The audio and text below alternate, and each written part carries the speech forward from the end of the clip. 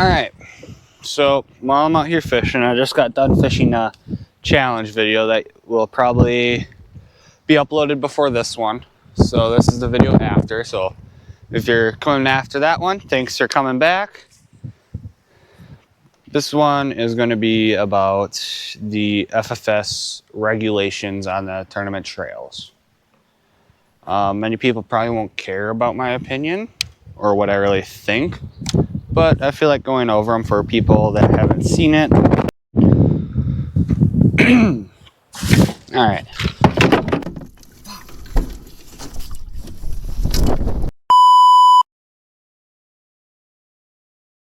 So, many of you probably won't care about my opinion and what I think and whatever, but it's, in my opinion, it's going to affect me one day because my goal is to fish professionally. So, what everyone finally, or all the main tournament trails, I guess, the three bigger ones, the two main ones, and then one that's kind of coming up, all released their rules on FFS, or forward-facing sonar. The NPFL fully banned it, which I think for the people that really don't like it, that's a good solution for them. Because some people just absolutely despise it, and if you're on that, they take applications, I believe. There's no really qualifying thing, so all these people on the MLF and Bassmaster Elite Series and all them who are very voicing their opinion at how they don't like it, in my opinion, they can go fish over there now, and they don't have to deal with it. Bass did what I thought should have been done, in most trails, or in all of them. I felt like they limited it to one transducer, forward-facing transducer on the trolling motor, any brand, and they're gonna give out a list for the anglers on what are allowed. So I'm assuming they might regulate that saltwater one everyone's been using. So they're gonna send out that, and then they limited screen size to 55 inches, which I still think is a lot, because when you go sit there and do the math, because they did it for safety reasons, right? So 55 inches though is still a lot. I think I would have done like 40 or something like that, because when you get up there in that size, you can still have that 22-inch MBT marine unit. Sorry, I had to put down the trolling motor so I can get out of this wind again. You can have 212s at the back still, which is what most people always had, and it works, and you can, it's safety reasons, it fits. So that's 24 inches. But in the front, that leaves you another 31 inches. So you can do 22-inch EBT battleship screen, or whatever they call it, in a 9-inch graph, which is still huge on your front, so you can't see. So I felt like for safety reasons, they could have went a little bit lower on that. Find a number where, what would it be, 48 inches I would have done. 212s in the back, 212s in the front. Because they're trying to level the playing field. And that's what they called it. They called it something along the lines of, I don't know, regulatory, like making it more streamlined. So people like me who are trying to chase this dream of fishing professionally doesn't have to go out there, spend $30K in electronics just to keep up with them. Now it's kind of more open to that kind of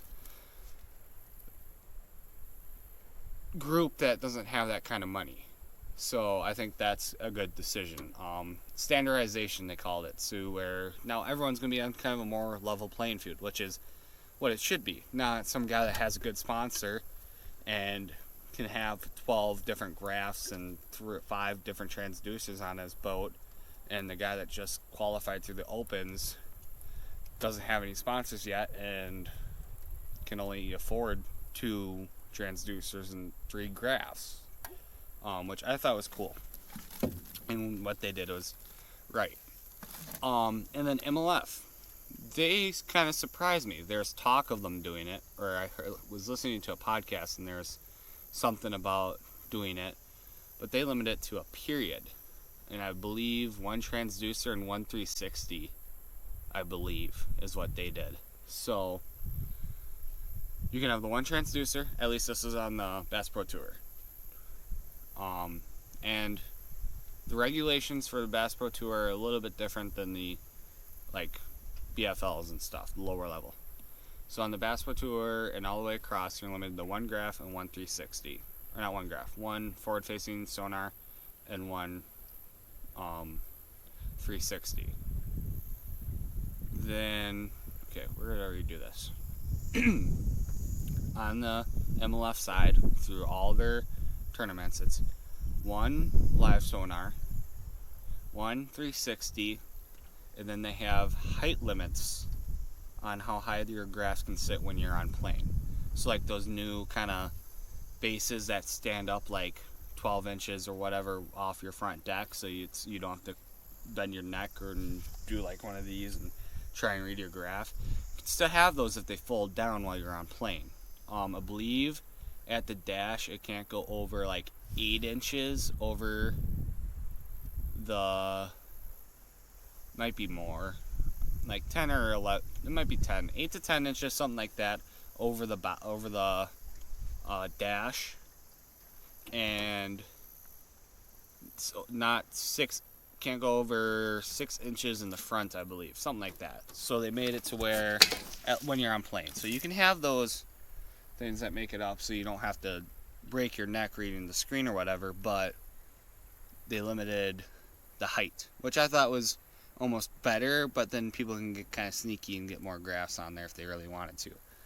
And then another thing they did for the Bass Pro Tour, which I think is going to be very interesting to see how they regulate it, and I think it's going to be really cool, is since they do the periods, each angler has one period to use forward-facing sonar technology, which I think is going to be really awesome to watch, because you'll have, it's going to make it more strategy. Jacob Wheeler did a video on it if you watched his. It's going to be very much more, it already is in the BPT, but it's more strategizing now. Like, when are you going to use your forward-facing sonar, because the fish are always changing. Like, are you going to use the first period, maybe get a good lead or whatever using it, and then go up shallow, fish the last 2 periods? Or are you going to save it for like the 3rd period, so if you're behind and you know there's fish out deep, you can go catch and get up there real quick, go out there and do that. So I think that'll be interesting. I think that's really cool. It'll be interesting how they regulate it, but it's going to be awesome to watch, I think, because now you're getting a little bit of both worlds. You get the live forward-facing sonar people using it, and you have the people crushing the bank, and there's going to be periods where almost everyone's going to be hitting the bank and everyone's hitting the offshore. So I think it's going to be a good mix. I think I would have personally done 2 periods of FFS, because it leaves more variation. Like, if you are catching up shallow, then you can wait a little bit and then use it, and then you can use it for the last 2 periods, like in the middle of the day when it gets hot and they aren't biting up shallow anymore, and you can morning period in my head. But I guess it makes sense, because then it kind of forces you to have to choose when you do it. You can't go, okay, I'm gonna use it for the afternoon or the morning, or first period and the 3rd period always, because in the middle of the day you can go hit the bank, but then when the bite windows open up 1st and 3rd period, you can crush them. But so my opinions on it, NPFL I don't think should have banned it, but I think that gives an alternative for, they're going to hit a different market of people that really don't like it in the tournament series, so that's good for them. They're going to get their own little group of people that want to watch that. Then you have Bassmaster, which did what I would have done and limited the transducers and the screen sizes. Screen sizes is safety, and I think I would have went a little bit lower, because you can still put that giant MBT graph on the front, which, safety reasons, it's not good unless it lays flatter than I think or whatever. But like, that was a big problem. I feel like safety wise, a lot of people were running and they can't even see really over their dash or over their bow. And then Major League Fishing, not exactly what I would have done, but I think it'll be very interesting to see how it turns out. And I think it'll be very cool watching it because they get a good mix of everything, shallow and offshore, and getting people to show off their skills all around the nation. So it'll be interesting to see how this next tournament season goes. But that's my opinions. Many people probably won't care, but thank you for watching. Like and subscribe, and I'll see you guys in the next one.